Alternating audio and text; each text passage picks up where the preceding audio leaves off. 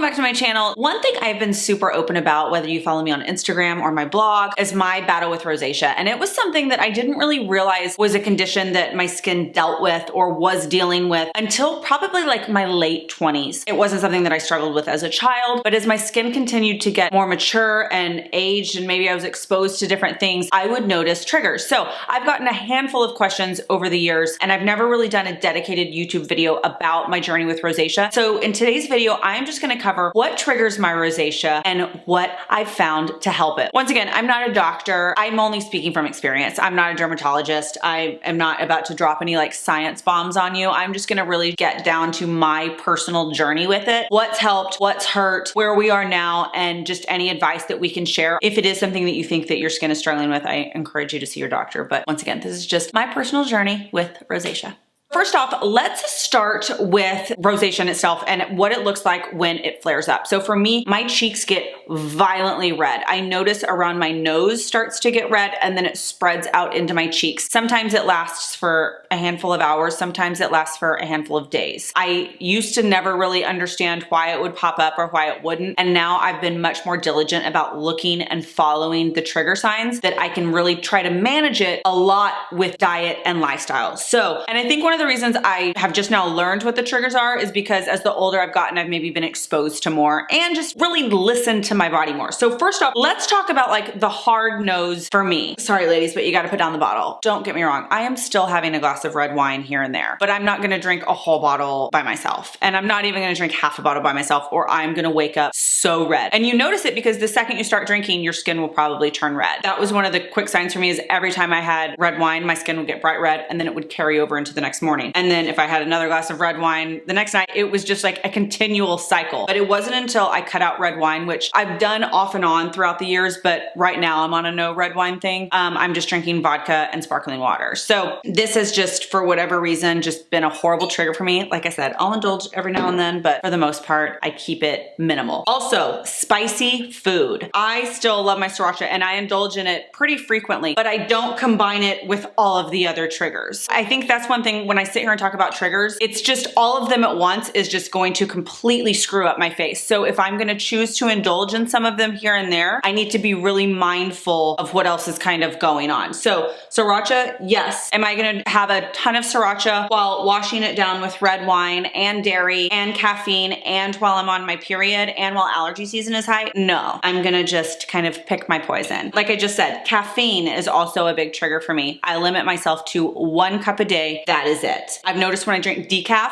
we don't have a problem for whatever reason. And then last but not least, I know it's so sad, but dairy. I go through spells where I cut out dairy, and right now it's out of my diet. I'm eating goat and feta cheeses minimally, but they have been known to not have as many allergens that really cause those flare-ups. And like I said, it's kind of been a trial and error with the dairy. I just noticed that more like Colby Jacks, Cheddars, Americans, Provolones, like the really good cow cheeses, just for whatever reason. And it's also, I think, a skin allergy that's all connected, but the feta and the goat has been like a safe space for me. Once again, it's trial and error for everybody. While we're on the topic of allergies, I have horrible asthma. I've also talked about that with y'all. I have adult asthma that just won't go away. Obviously I live in Texas, which is like the worst place for allergies. But in the spring and fall, when like the ragweed, the cedar, things are changing, things are blooming, it's a disaster zone for me. So my concierge doctor had recommended that I start taking Zysol just for my allergies during that time. What was an incredible side effect of that is I noticed that when the allergies were high outside, my rosacea was more prone and more sensitive to flare up. But once I started popping the Zysols, they're like a Claritin, but for whatever reason, this brand just works better for me. They just kind of like dry out. I don't know if it's the allergies that live under there, under my cheeks for whatever reason and around my nose. The redness really dissipates when I'm on allergy medicine versus when I'm not. That's also kind of just been a nice, happy side effect of having the allergy pill in my daily routine. Now let's talk about hormones. So that week before you start your period, you know, when your boobs feel like they're gonna fall off and like not even the like most supportive sports bra can like help. That is also when my rosacea is at an all-time high. So during that time, it's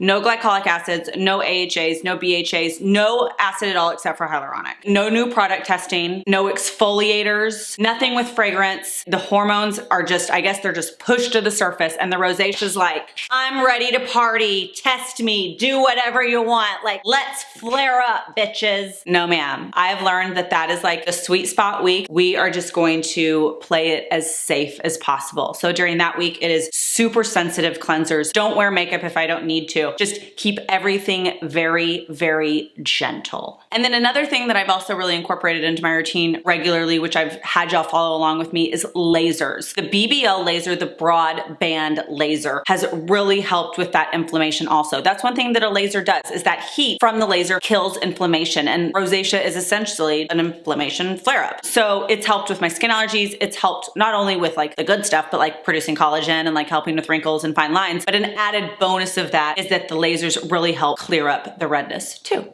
Okay, so I've talked about everything that really like triggers, gets my rosacea angry, gets that bitch just fired up. And like I said, I do my best to avoid those things. Obviously, they come and go in heat waves, and we have moments where it's like, well, crap, I shouldn't have had dairy on the same day that I had red wine and then washed it down with hot sauce. And I happen to be on my period at that time. So sometimes those things just happen. But when those things happen, I like to have kind of my arsenal of products that I can maybe use to combat the rosacea. So right now, I'm gonna really get into some skincare products and mixtures of skincare products that have really helped when I do have a flare up, or have helped continuing to prevent the rosacea to get more aggressive. So first up, I want to talk about vitamin C. There has been a lot of research, and once again, you can research all of this on the internet and get pretty much most of the information I'm sharing with you. Some people have said that vitamin C has caused their rosacea to flare up even more. This was brought to my attention probably about 3 months ago, and you guys know I'm a vitamin C psychopath. Like, vitamin C is always in my routine. I've shared all of my currently approved vitamin Cs with y'all in any price point. It is so important for your skin, just to help as an antioxidant for your skin to be glowy. But L-absorbic acid in whatever percentage has been known to irritate some people's sensitive skin who suffer from rosacea. So after doing a little bit of research about vitamin C, and I kind of just have some of my favorites, the Skinceuticals, the Ulhenriksen, and then I've also been testing the PCA Skin. After doing some research about it, I've realized that the best thing to do with your vitamin C, if you've been noticing that vitamin C irritates your skin, is to take a pump or two of your vitamin C, however much you put on your skin, and mix it with your hyaluronic acid to kind of help dilute it. So not only is that hyaluronic acid going to help keep your skin hydrated, but it's also going to work as like a hydration barrier so that the L-absorbic acid doesn't irritate your skin as much as possible. So what I've been doing lately, like I mentioned, I've been testing the PCA one. I've been doing a pea-size amount of this mixed with 2 pumps of the hyaluronic acid in the morning. And that's been a really, really nice combination for me. What I also have noticed is the PCA Skin one, it has 20% L-absorbic acid, which is actually more than the CE ferulic has, but it also has vitamin E in it. And if you know, vitamin E is a really important ingredient when it comes to protecting the skin barrier and keeping your skin hydrated kind of from the inside out. So for people with sensitive skin, vitamin E is really important. Maybe it's just the different formula, or maybe it's the fact that this has vitamin E, or maybe it's that I've been mixing it with the hyaluronic acid, but whatever it is, just figure out what your combination is. And a lot of it is trial and error. Obviously, I love the Ulhenriksen one too, because theirs has 15% as well as PHAs and hyaluronic acid. Trial and error and figuring out what works for you. So another ingredient that can really help with the irritation that comes from being a rosacea sufferer is niacinamide. So I actually learned about niacinamide through one of my favorite skinfluencers. Her name is Gothamista, and I just adore her content. She introduced me to the Paula's Choice niacinamide. She said she mixes this with retinol, which is genius because then it kind of helps protect your skin and treat your irritated skin when you're putting retinol on it. So it kind of helps combat the side effects that a lot of people see from retinol. Retinol can be really helpful for rosacea in causing that skin to, that irritated, inflamed skin to like turn over, but obviously in small doses. Another product that also has niacinamide that I really love is the PCA Vitamin B Brightening Serum. But the thing you need to know about vitamin B is never mix it with any type of AHA or you're gonna get a completely inflamed situation. But vitamin B is something that you can do, like if you're doing your retinol, for example, you could do a pea-sized amount of your retinol and then like 2 pumps of the vitamin B PCA or the niacinamide. These are essentially the same thing, just kind of in different formats. Mix that together. Once again, kind of like how you diluted the vitamin C, you could dilute the retinol a little bit and get more of a sensitive result for your sensitive skin.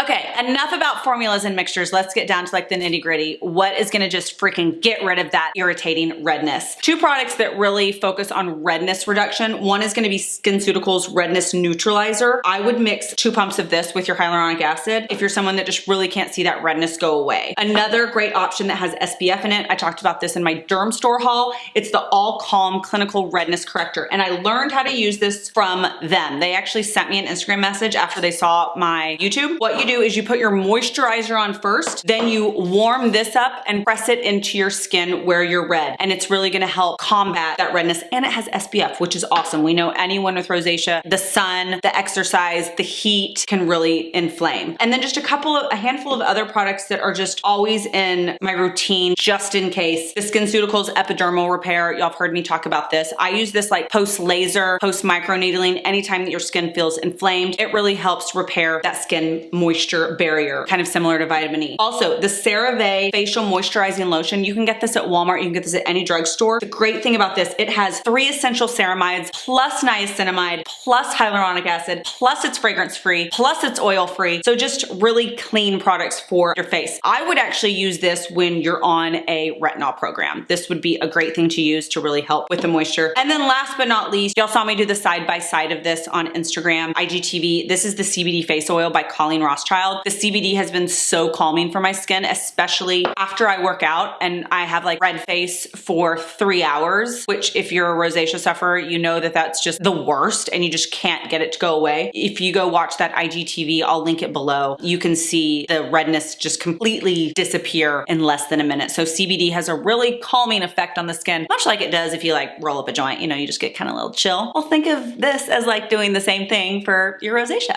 Okay, so I know that was a lot of information and just a quick YouTube video, but like I said, I just wanted to share what works for me, my experience, my personal journey, what triggers me, what's helped. I know there's like a lot of formulas and information to absorb right now. Absorb, get it? Like skincare.